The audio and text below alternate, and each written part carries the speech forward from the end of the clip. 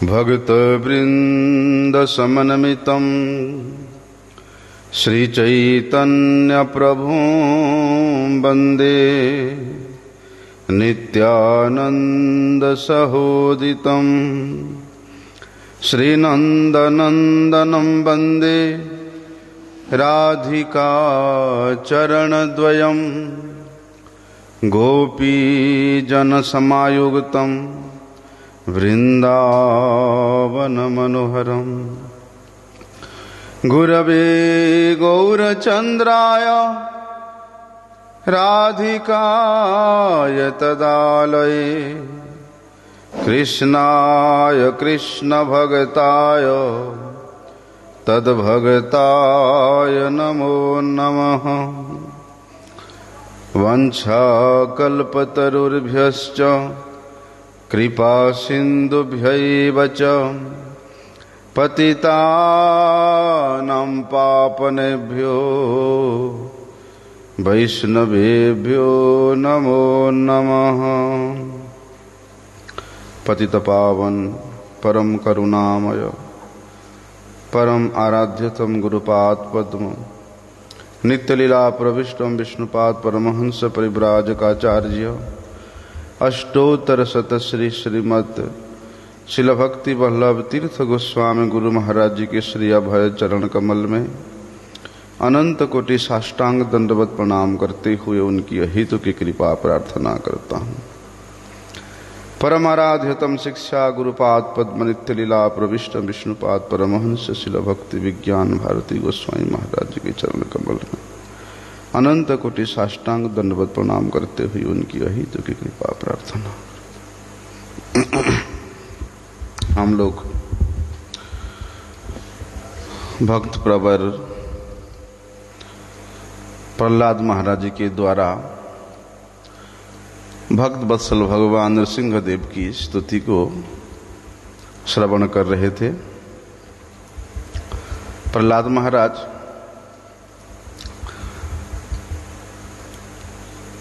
हमेशा के लिए भगवान के चरणों की सेवा में संलग्न होना चाहते थे। हम लोग देखते हैं ये संसार में यदि किसी के बाप का बहुत से संपत्ति है, बहुत धन है, बड़े बंगला है, गाड़ी है, ये है, वो है, कंपनी है, कारखाना है, तो उसका जो बेटा होता है, पुत्र होता है, वो कभी सोचता नहीं कि मेरे बाप का तो इतना है, मुझे क्या जरूरत है टेंशन लेने का, मेरे बाप का जो है वो मुझे ही मिलेगा, इसलिए मुझे आगे पीछे सोचने की कोई जरूरत नहीं है। ऐसे बहुत नालायक बच्चे भी होते हैं। देखो, हिरण्यकशिपु त्रिलोकी का सम्राट था। स्वर्ग को भी उसने अपने अधिकार में ले लिया था, पाताल लोक को भी अपने अधिकार में ले लिया था, और भूलोक तो उसके अधिकार में था ही। और बोलते हिरण्यकशिपु के बाद ये त्रिलोकी का जो साम्राज्य है वो किसको मिलने वाला था? प्रहलाद महाराज को। लेकिन प्रहलाद महाराज कहते हैं कि हे भगवान, मुझे ये सब प्राकृत वस्तु नहीं चाहिए, मैं तो हमेशा के लिए आपके चरणों की सेवा में लगना चाहता हूं। क्योंकि भैया, चाहे कोई स्वर्ग में रहे, चाहे कोई नरक में रहे, कोई धनी अवस्था में रहे, कोई निर्धन अवस्था में रहे, बोलते ये जो प्रकृति की जो कार्य है, प्रकृति की जो दशा है, वो सर्वत्र है। बोलते ब्रह्मलोक से लेकर सुतल लोक तक आब्रह्म भुवनाद लोका पुनः आवर्तिनो अर्जुन। बोलते ब्रह्मा जी को भी यहां पर आना पड़ता है उनके जब समय समाप्त हो जाता है। इसलिए ये जो 14 लोक है, हमारे भूलोक से ऊपर का 7 लोक और नीचे का 6 लोक और हमारा भूलोक, ये 14 भुवन में जो भी जन्म लेता है, जो भी यहाँ भोग विलास में रहता है, बोलते हैं उसको बार बार जन्म लेना पड़ता है, बार बार मृत्यु का सम्मुखीन होना पड़ता है, अपने पद से उसको स्खलित होना पड़ता है। इसलिए चाहे स्वर्ग में रहो, नरक में रहो, यहाँ रहो, ये प्रकृति का जो कार्य है वो सर्वत्र है। और प्रहलाद महाराज जानते थे, यद्यपि मेरे पिता के त्रिलोकी का साम्राज्य मुझे मिलने वाला है, लेकिन ये भी हमेशा के लिए नहीं है, ये भी स्वल्प समय के लिए है। और ये क्या करेगा? इस 14 भुवन में यदि जीव अपने स्वरूप को भूल करके यहां पर ही अपना स्वरूप प्रतिष्ठित करने लग जाता है, उसको फिर बार बार जन्म, बार बार मृत्यु का सम्मुखीन होना ही पड़ता है। ये जो भौतिक दशाएं हैं, ये सब जगह में देखने को मिलता है। इसलिए जीवन दशा का, जीवन का जो संपूर्ण आनंद है वो इस त्रिभुवन में कहीं भी नहीं है। बल्कि उस नित्य आनंद को प्राप्त करने का इच्छा रखने वाला व्यक्ति, उस चिन्मय धाम में वापिस जाने वाला व्यक्ति को क्या करना चाहिए? भगवान के भक्ति में लगना चाहिए, भगवान की सेवा में लगना चाहिए, भगवान के चरणों में अपने आप को समर्पित करना चाहिए। तब जाके वो व्यक्ति वास्तविक सुखी हो सकता है। देखा जाता है कि संसार में लोग बड़े धनी हैं, लेकिन धनी यूं ही नहीं हुआ, उसको बहुत परिश्रम करना पड़ा उसके पीछे। इसी जन्म में ना हो, उसके पिछले जन्म में उसने बहुत परिश्रम किया है। इसी जन्म में धनी है तो उसको भी इसी जन्म में भी बहुत परिश्रम करना पड़ता है। तो देखो, ये संसार के जो नैमित्तिक सुख है और उस सुख के जो द्रव्य है, उसको प्राप्त करने के लिए कितना कठिन परिश्रम करना पड़ता है। गधे जैसा परिश्रम करना पड़ता है। और उस नित्य चिन्मय सुख को प्राप्त करने के लिए क्या हम लोग इतना नहीं कर सकते हैं कि भगवान की सेवा में अपने आप को लगा नहीं सकते हैं?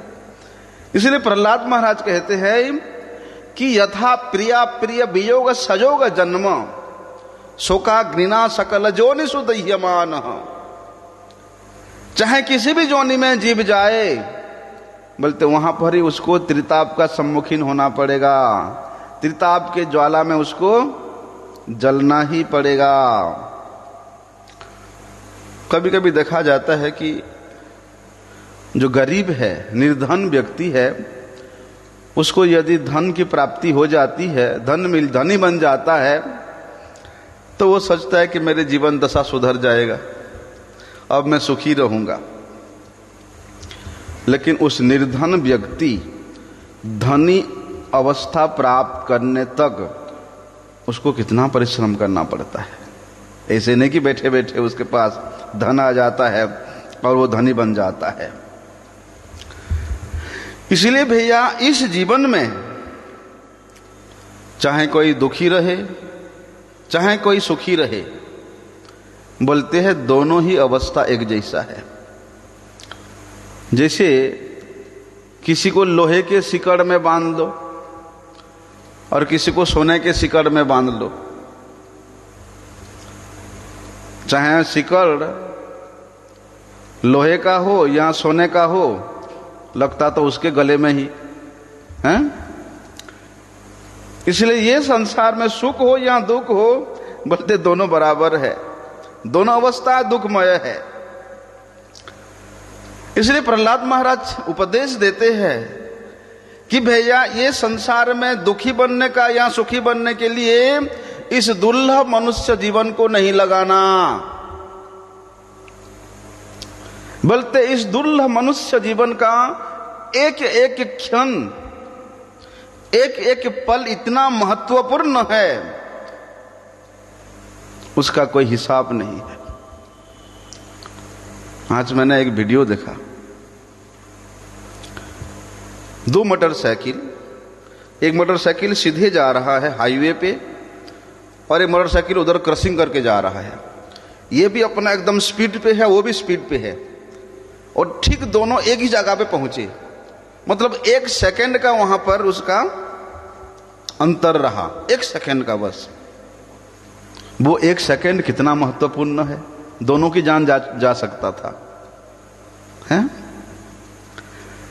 तो प्रहलाद महाराज कहते हैं कि भैया इस संसार में रह करके इस जगत की भोग के लिए, जगत के विलास के लिए, अनित्य वस्तु की संग्रह के लिए अपना बहुमूल्यवान समय को नष्ट नहीं करना। यदि वास्तव में आनंदमय जीवन व्यतीत करना चाहते हो, तो सुखी होना चाहते हो, तो क्या करना? भगवान के उस दिव्य सेवा में अपने आप को लगाना पड़ेगा। भगवान के उस दिव्य प्रेम भक्ति में अपने आप को नियोजित करना पड़ेगा। वास्तव में इस त्रिताप ज्वाला से उन्मोचन होने का, जन्म मृत्यु रूपी व्याधि से बचने का एक ही औषधि है। वो असली औषधि क्या है? भगवत सेवा, भगवत भजन। उसके सिवा दूसरा कोई औषधि नहीं है, हैं? किम औषधम पुच्छसि मूढ़ दुर्मते, हैं? निरंतरम पीव कृष्ण नाम अमृत। अरे साक्षात भगवान के नाम रूपी अमृत यहां विराजमान है, जिस अमृत का पान करने से जन्म जन्मांतर के, कल्प कल्पांतर के, युग युगांतर के भव रोग दूर हो जाता है। और तुम्हारे सम्मुख वो साक्षात महौषधि स्वरूप, अमृत स्वरूप भगवत नाम विराजमान है। इसलिए फिर भी ये मूढ़, तू किस औषधि के बारे में पूछता है? देखो, ये सभी संसार इसी भ्रम में पड़ा हुआ है। किस भ्रम में? दुख को दूर करना और सुख को प्राप्त करना। लेकिन वास्तविक सुख क्या है उसको नहीं जानते हैं। जो नित्य सुख क्या है, जो चिन्मय सुख क्या है, हमारे मंगल का पथ क्या है, उसको नहीं जानने के कारण वे व्यक्ति जो परिश्रम करता है वो व्यर्थ चला जाता है। व्यर्थ परिश्रम हो जाता है उसका। इसलिए कहते हैं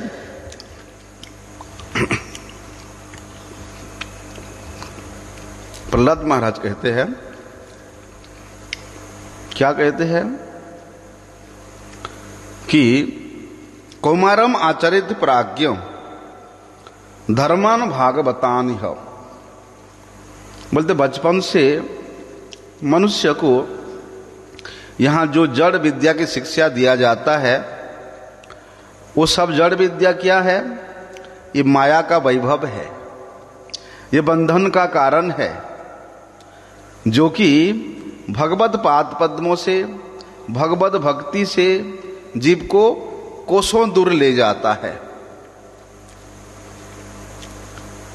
इसलिए बचपन से क्या करना? बोलते भगवान के भजन करने का, भगवान के सेवन करने का, भगवान के भक्तों के संगति में हरि कीर्तन करने का अभ्यास डालना चाहिए।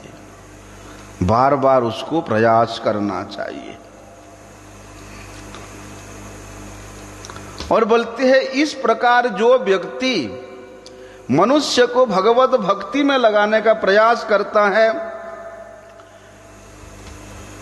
मनुष्य को भगवत कथा श्रवण कराता है, मनुष्य को भगवत नाम संकीर्तन करने का सुयोग प्रदान करता है, बोलते वो व्यक्ति ही वास्तव में सबसे बड़ा धनी व्यक्ति है।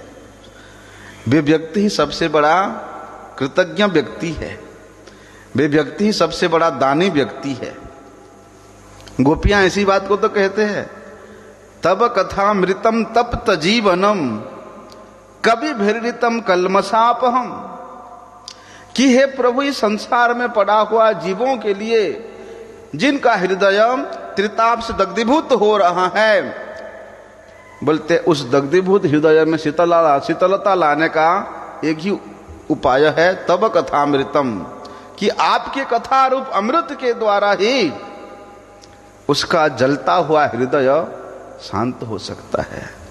और बोलते हैं जो वे कथामृत को दान करते हैं, प्रदान करते हैं, भूवि गिनंति ते भूरिदा जना, बोलते जिनके प्रयास से ये समग्र पृथ्वी, ये समग्र मेदिनी धरती परम प्रसन्न होती है, बोलते हैं उन भगवान के भक्तों की शरण में सर्वथा जाना चाहिए। नहीं तो इस जगत की दशा में पड़े पड़े, इस भौतिक जगत की अवस्था में पड़े पड़े हम लोग अनेक परिवर्तन करने का प्रयास करते हैं, सुख प्राप्त करने का प्रयास करते हैं, लेकिन कितना भी सुख के लिए प्रयास कर लो, यहाँ तो भैया इसको बोलते दुखालयम अशाश्वतम, ये दुख का आलय सदृश है। तो दुख के आलय में जाकर के, दुख के घर में जाकर के सुख अन्वेषण करोगे, सुख खोजोगे तो मिलेगा? है? नहीं मिल सकता है। तो प्रहलाद महाराज क्या कहते देखो, कि सो अहम प्रियस्य हृदय परदेवताया लीला कथा स्तव नृसिंह विरिंच गीता अंजस्तिक्तम्यनुगुणन गुण विप्रमुक्तो दुर्गानिते पद युगालय हंस संग। बड़े सुंदर बात यहां प्रहलाद महाराज कहते हैं कि सो अहम प्रियस्य हृदय परदेवताया, कि हे भगवान, हे परमात्मन,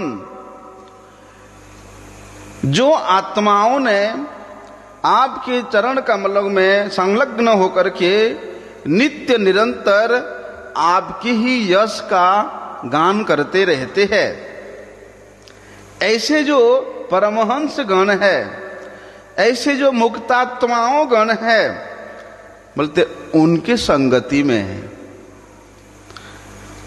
उनके पास में, उनके उपदेश के द्वारा भगवत भक्ति में लगना पड़ेगा। तो प्रहलाद महाराज अपने आप को उद्देश्य करके कहते हैं कि हे भगवान, आप ऐसे कृपा करें, मुझे ये संसार की कोई वस्तु की मांग नहीं है, न धनम न जनम न सुंदरीम कविताम व जगदीश कामये, मम जन्म निजन्म मनीश्वरे भवताद भक्ति रहित की त्वयि। तो प्रहलाद महाराज ठीक इसी बात को कहते हैं कि हे भगवान, मुझे इस त्रिलोकी का साम्राज्य नहीं चाहिए, फिर क्या चाहिए? बोलते आपके जो परम प्रिय आपके भक्त जन है, परमहंस जन है, उनके संगति में रह करके मैं 24 घंटा में से 24 घंटा और संपूर्ण जीवन के अंत पर्यंत आपकी ही यशोगान का श्रवण करता रहूं, आपके ही नामों का स्मरण करता रहूं, आपका ही रूप का चिंतन करता रहूं, यही मांग रहे हैं। सो अहम प्रियस्य हृदय परदेवताया, क्योंकि हे भगवान, आपके जो परम प्रिय भक्त जन है वो आपके सुहृद है। आप उनके सुहृद होने के कारण उनको अपने बारे में कोई चिंता करने की जरूरत नहीं पड़ता। और आप जिनके सुहृद हो उनके चरणों के आश्रय लेने से भला किसी को कोई भय हो सकता है, कोई शोक हो सकता है, कोई दुख हो सकता है, कोई कष्ट हो सकता है। इसलिए प्रहलाद महाराज कहते हैं कि आप मुझे उन अमलात्माओं के, उन परमहंसों के संगति को प्राप्त करा दीजिए। लेकिन बड़े सुंदर बात कहते हैं कि विरिंच गीता, विरिंच मतलब कौन? ब्रह्मा जी।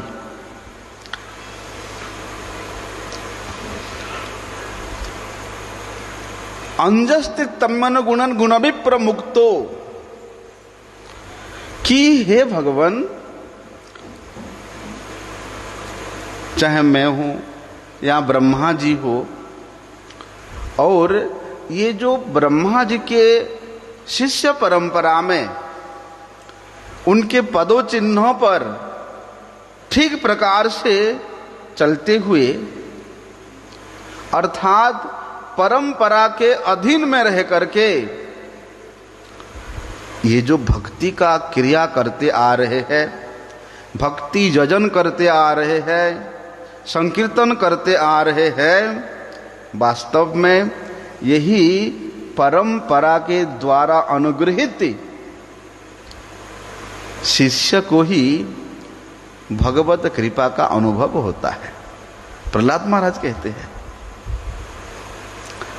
कि दुर्गानिते पद युगालय हंस संग, बोलते जिन हंसों ने, जिन परमहंसों ने अपने हृदय में आपके पद जुगल को, आपके चरण जुगल को धारण करके रखा है, बोलते ऐसे अमलात्माओं के चरण के अधीन रह करके उनके पदांक का अनुसरण करते हुए, बोलते उसी परंपरा में मुझे युक्त कर दीजिए। देखो प्रहलाद महाराज स्पष्ट रूप से कह रहे हैं कि एक भक्त का किस प्रकार का जीवन शैली होना चाहिए। कितना सुसंगठित रूप से, कितना सुंदर विचार करके वे यहां उपदेश दे रहे हैं। बोलते हैं जब तक हमारे जीवा संसार के विषय वस्तु को, संसार के रस को आस्वादन करने में प्रवृत्त रहता है, तब तक उस जीवा में भगवान के शुद्ध नाम उच्चारण नहीं होता है।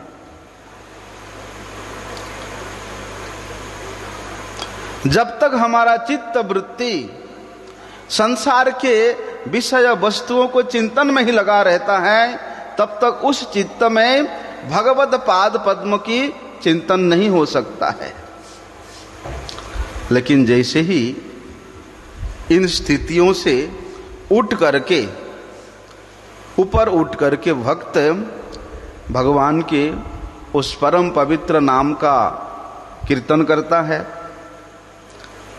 भगवान के उस त्रिभुवन पावन यश को श्रवण करता है, तब मुक्ति पदेशदाय भाग। बोलते जिस समय भक्त भगवत नाम संकीर्तन को परम पवित्र रूप से उच्चारण करता है, भगवत कथा को, भगवत यश को बड़े श्रद्धा पूर्वक श्रवण करता है, बोलते उसी समय वो मुक्ति के अधिक, मुक्ति पद भगवान के चरणों को प्राप्त करने का अधिकारी बन जाता है। मुक्ति पदेशदाय भाग, क्योंकि भगवान के ये जो लीला कथा है, भगवान की यश की जो कथाएं हैं, ये भैया हर किसी के चित्त इसमें अनुरागित नहीं होता। लेकिन जिस समय भगवत विषय वस्तु में जीव का चित्त वृत्ति अनुरागमय हो जाता है, जब इस प्रकार के स्थिति को भक्त प्राप्त कर लेता है, किसके माध्यम से प्राप्त कर लेता है? कि श्रवणम कीर्तनम विष्णुम स्मरणम पाद सेवनम अर्चनम वंदनम दास्यम सख्यम आत्म निवेदनम। श्रवण कीर्तन स्मरण के द्वारा इसको पुनः पुनः करते हुए जब मनुष्य उस स्थिति को प्राप्त हो जाता है, फिर उसका इस संसार के कलमश के प्रति कोई संपर्क नहीं रहता है। इसलिए भगवान के कथा के प्रति, भगवत नाम के प्रति, भगवत सेवा के प्रति, भगवान के भक्तों के प्रति जिसका विशेष श्रद्धा जागृत हो गया है, समझ लेना उस व्यक्ति को फिर इस संसार की माया कभी भी अभिभूत नहीं कर सकता, कभी भी अपना नहीं बना सकता, क्योंकि वे शरीर के द्वारा, मन के द्वारा, वाणी के द्वारा उस मुक्तिपद भगवान का हो चुका है।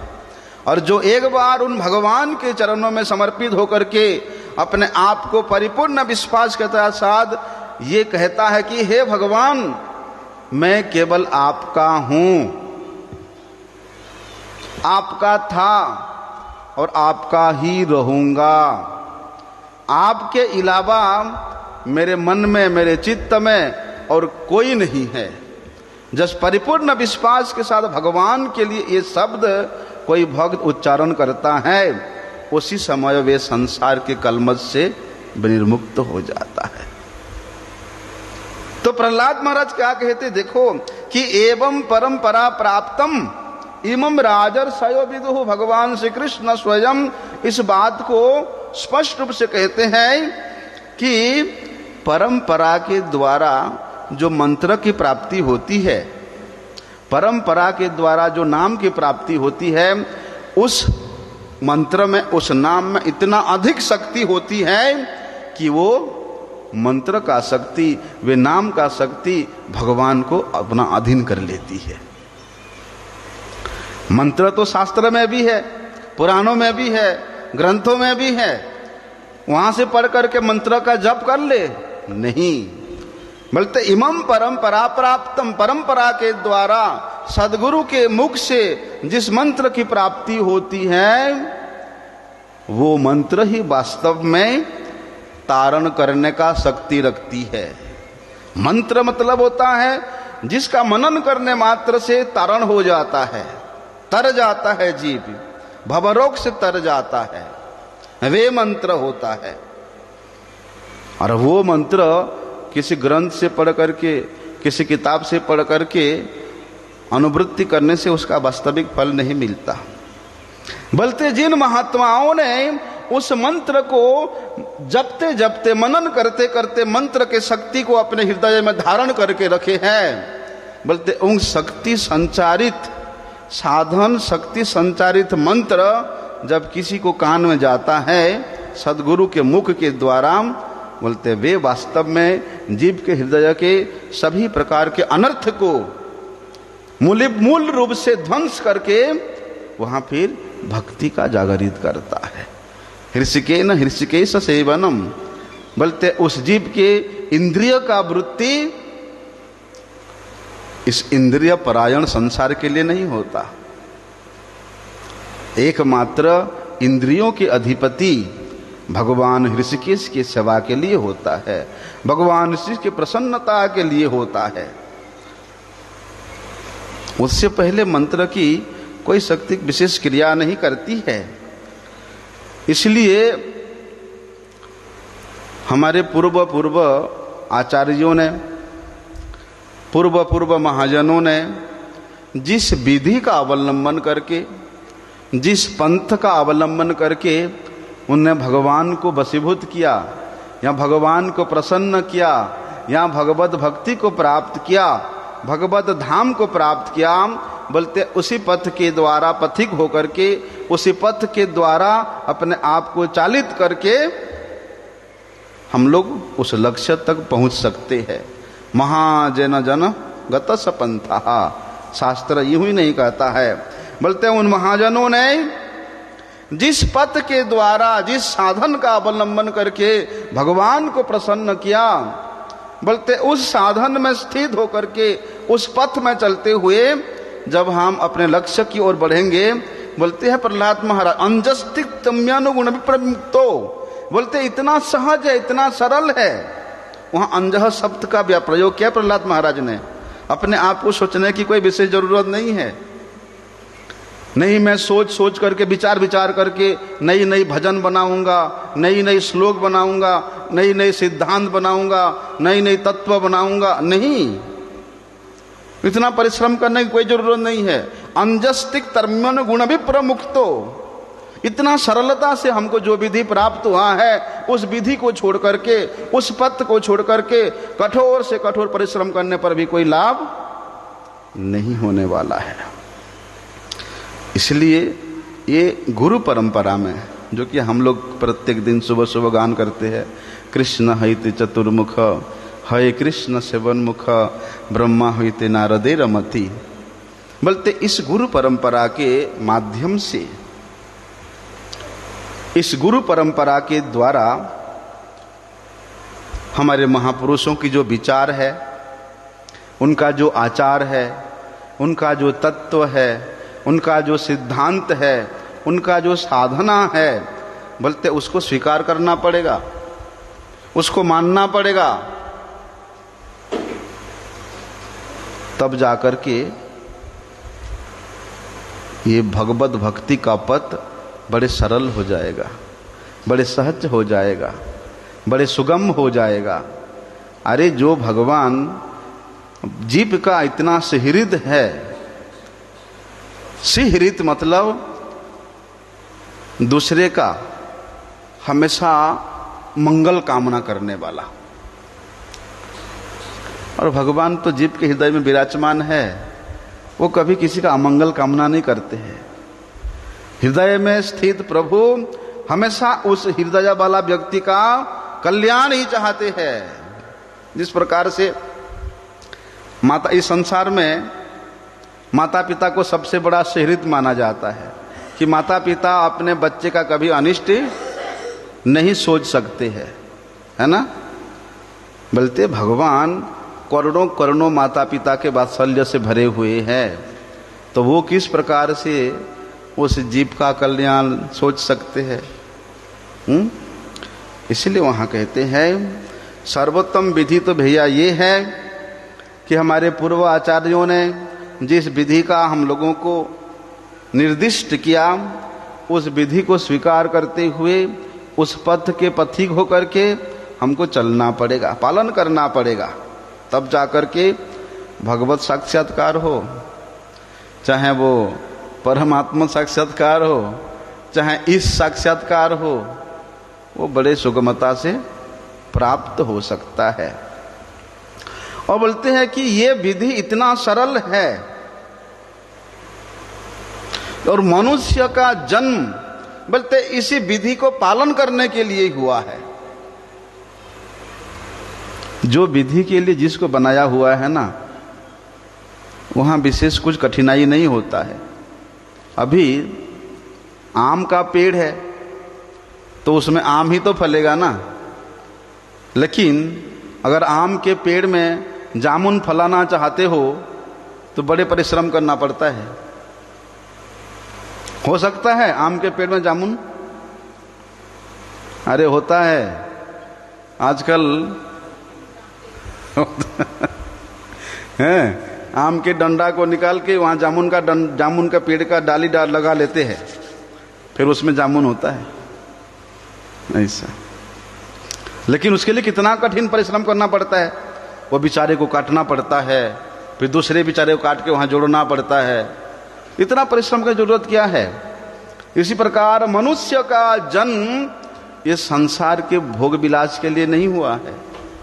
मनुष्य का जन्म केवल भगवत प्राप्ति के लिए हुआ है। इसलिए ये उसका स्वभाव है। जो जिसका स्वभाव होता है, अपने स्वभाव के अनुसार चलना कोई कठिनाई नहीं होता है। कोई डॉक्टर है, ठीक है, कोई डॉक्टरी पढ़ा है, डॉक्टर है, अगर उस डॉक्टर को बोलोगे कि तुम जाकर के वहाँ पर लेबर काम करो, उसके लिए बड़ी कठिनाई होगा।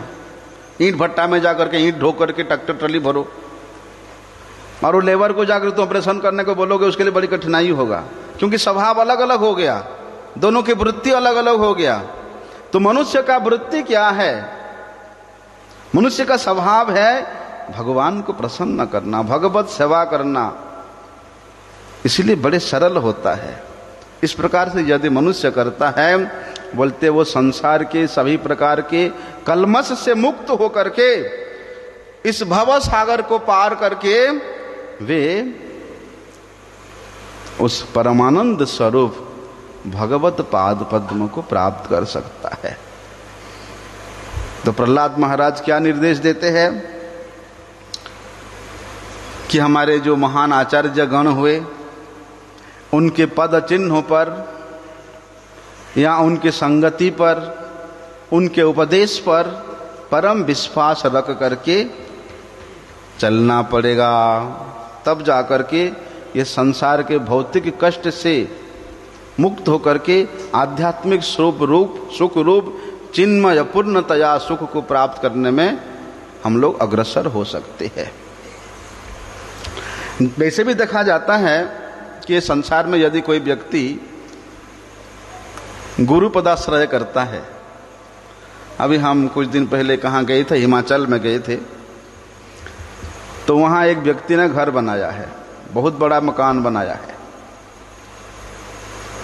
तो उस गांव के लोग सोचते हैं ये व्यक्ति पहले गरीब था, अब उसने जाकर के कहीं बिजनेस शुरू किया और इतना बड़ा 4-5 करोड़ रुपए लगा इतना बड़ा मकान बनाया।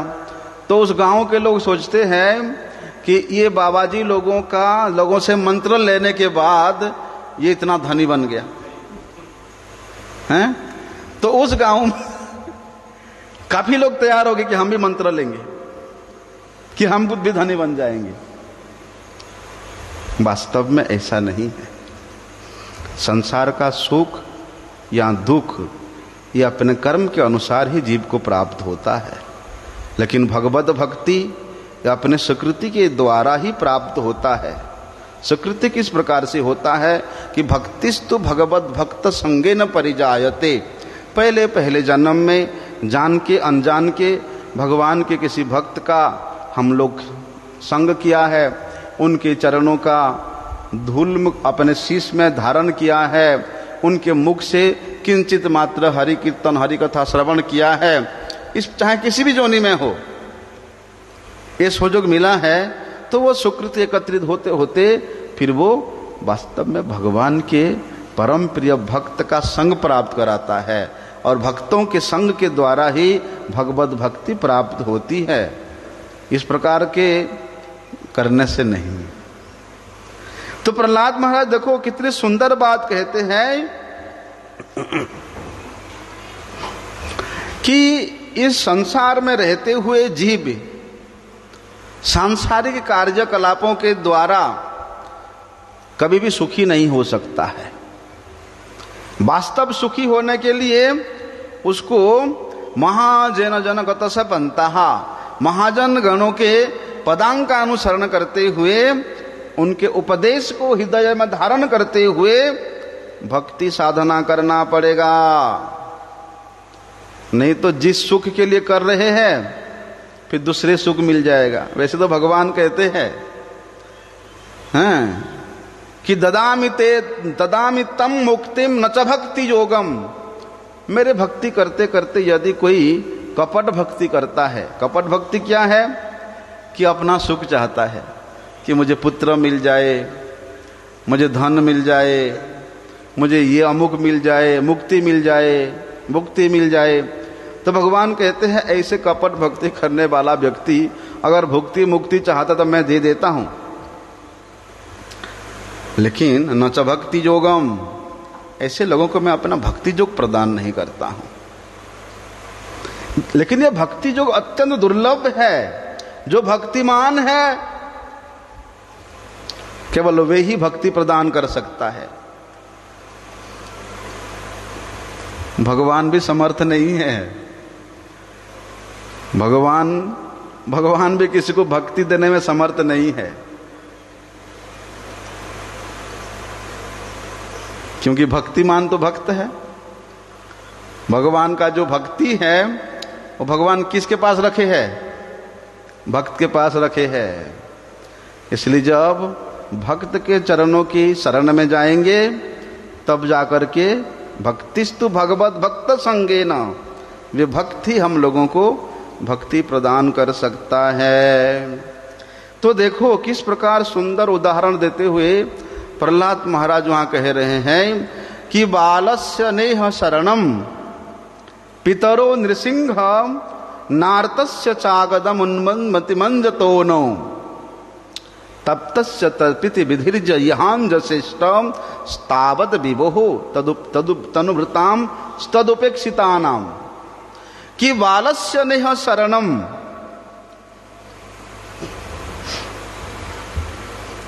क्या कहते हैं? बोलते हैं इस संसार में जो व्यक्ति देहात्म बुद्धि भाव लेकर के रहता है, देहात्म बुद्धि क्या है? ये शरीर में हूं और शरीर संबंधी जितने वस्तु है सब मेरा है, इसको बोलते देहात्म बुद्धि। बोलते इस प्रकार देहात्म बुद्धि रहने के कारण जीव क्या करता है? भगवान को उपेक्षा करता है, भगवान को किनारा करता है, भगवत भक्ति को गड्ढे में डाल देता है। तो जो व्यक्ति इस प्रकार संसार में रहते हुए देहात्म बुद्धि के चक्कर में पड़ते हुए अपने स्वसुख के लिए कामना करता है, बोलते उस अभिमान के द्वारा वो भगवान से कोसों दूर चला जाता है, भगवत भक्ति से विच्युत हो जाता है, फिर वो अभी कभी भी अपना वास्तविक कल्याण के लिए सोच भी नहीं सकता। लेकिन कहते हैं प्रयास करता है, कोई धनी बन जाता है, कोई गरीब बन जाता है, कोई रोगी बन जाता है, कोई निरोगी बन जाता है। प्रयास के इस चलायमान पथ में, प्रयास के ये चलते हुए रास्ते में कभी वो गिरता है तो कभी उठता है, कभी कष्ट के सागर में डूब जाता है, तो कभी थोड़ी सी भौतिक सुख के सागर में आनंद का अनुभव करने लगता है। इस प्रकार इस क्षणिक सुख के लिए उसको जो लाभ मिलता है या जो दुख मिलता है, इस लाभ और हानि के चक्कर में वो सोचते सोचते सोचते सोचते अपना संपूर्ण जीवन को व्यर्थ बिता देता है। लेकिन प्रहलाद महाराज कहते हैं बालस्य नेह शरणम पितरो नृसिंह, कि हे नृसिंह देव, हे परमेश्वर, हे भगवान, वास्तव में क्या माता पिता अपने बालक की रक्षा कर सकते हैं? नहीं कर सकते हैं। चाहे वो औषधि हो, चाहे वैद्य हो, वो भी रोगी के रोग को दूर नहीं कर सकता है। समुद्र में जो नाव स्वयं डूब रहा है, वो नाव फिर डूबते हुए आदमी को बचा सकता है? असंभव है। देखो, माता पिता के देख रेख से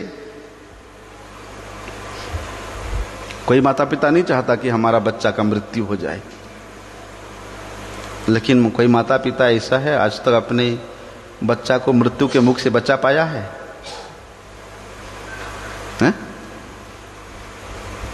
अनेक प्रकार के रोग होता है, उन रोगों के जैसे दवाई, चाहे वो जल के द्वारा, स्थल के द्वारा, वायु के द्वारा, अनेक प्रकार के सुरक्षा साधन किया जाता है। कितने भी सुरक्षा साधन करे, उस दुख से, उस कष्ट से अपने आप को कभी बचा नहीं सकता है। बोलते ये संसार में इस दुख से बचाने का 1000 प्रयास कर लिया जाए, बोलते कोई इस दुख से जीव को नहीं बचा सकता। प्रयास क्या? भौतिक प्रयास, इस संसार के प्राकृतिक प्रयास, जीव के द्वारा सृष्टि वैज्ञानिक प्रयास, उसके द्वारा उस मृत्यु को कोई भी नहीं रोक सकता है। एकमात्र हाँ, हो सकता है उसको थोड़ी समय के लिए मेडिसिन लिया तो उसका दर्द चला गया, ऑपरेशन हुआ तो 2-4 साल ठीक रहा। ठीक है, हो सकता है थोड़ा सा। भाई माता पिता रहते रहते अपने बच्चे का आकस्मिक मृत्यु हो जाता है, होता कि नहीं होता?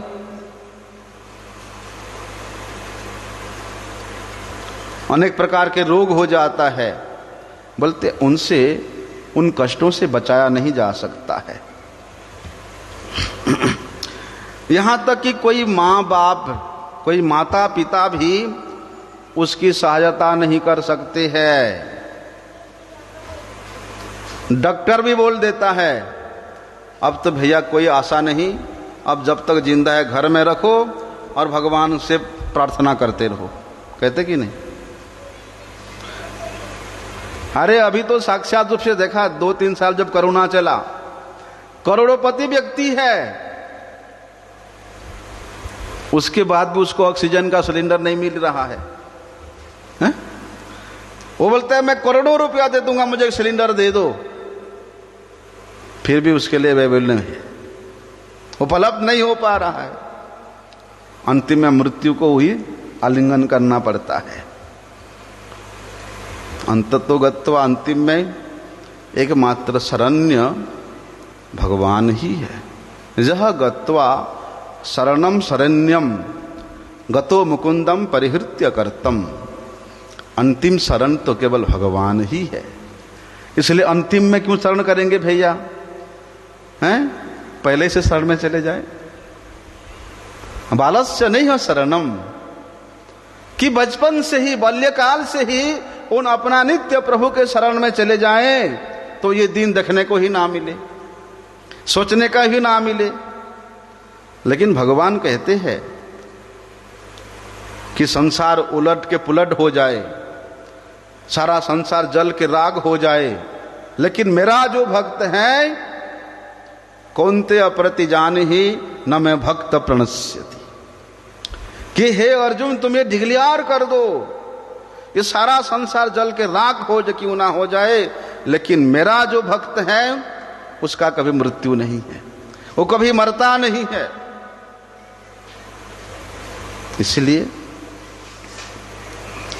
जब तक भगवान के उस अहेतु की कृपा को हम लोग हृदय में धारण नहीं करेंगे, भगवत भक्ति रूप, भगवत नाम रूप, भगवत कथा रूप औषधि नित्य निरंतर पान नहीं करेंगे, तब तक इस भव रोग से अपने आप को हम लोग कभी बचा नहीं सकते हैं। क्यों निर्भर रहेंगे जब भगवान ही हमारे परम पिता है? जनक जननी दैत तनय प्रभु गुरु पति तुहु सर्वमय, जब वे ही हमारा सब कुछ है। तमैव माता च पिता तमैव तमैव बंधु च सखा तमैव तमैव बंधु च द्रविणम तमैव तमैव सर्वम मम देव देव। जब ये प्रभु ही हमारा सब कुछ है तो फिर हमें दुनिया के लोगों के आगे क्यों हाथ फैलाएं? हैं? एक बार स्वीकार तो करो कि दासो अहम वासुदेवस्य। अरे मैं जिन भगवान का दास हूं, जिनके इतना अपार महिमा है, बोलते उनके दास होकर के मैं संसार के लोगों के आगे हाथ फैलाऊंगा? जिसके ऊपर निर्भर हो, निर्भर करिया कि हे नाथ, जिस दिन से मैं आपके चरणों को ही निर्भर करके रहा, फिर मुझे किसी के ऊपर निर्भर होने की जरूरत ही नहीं पड़ा, है ना? तो क्या कहते हैं भैया, अगर ये संसार के सुख को भोगने का प्रयास करोगे तो प्रकृति का जो नियम है उसका तो सम्मुखीन होना पड़ेगा। प्रकृति उस व्यक्ति को अपने वशीभूत करने का प्रयास करेगा ही करेगा। लेकिन भगवान कहते हैं कि ये संसार के जो 4 प्रकार का जो असली दुख है वो क्या है?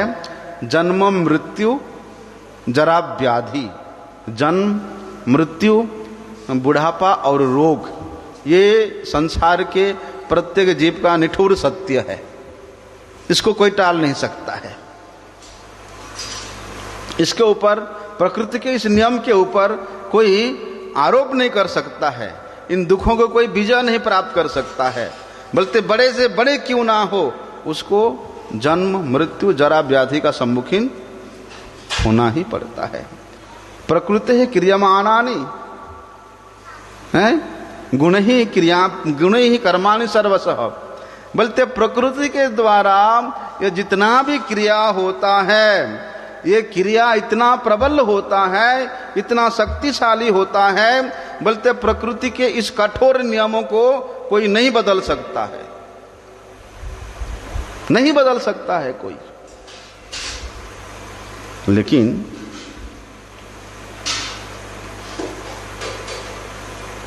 चाहे कितने बड़ा फिलोसोफर ही क्यों ना हो, साइंटिस्ट ही क्यों ना हो, हैं? कितने बड़ा पॉलिटिशियन ही क्यों ना हो, बोलते हैं इस संसार के जीव के ये जो 4 प्रकार के दुख है, जन्म मृत्यु जरा व्याधि, उसी से किस प्रकार से बचाया जा सकता है सबको सोचना चाहिए, विचार करना चाहिए।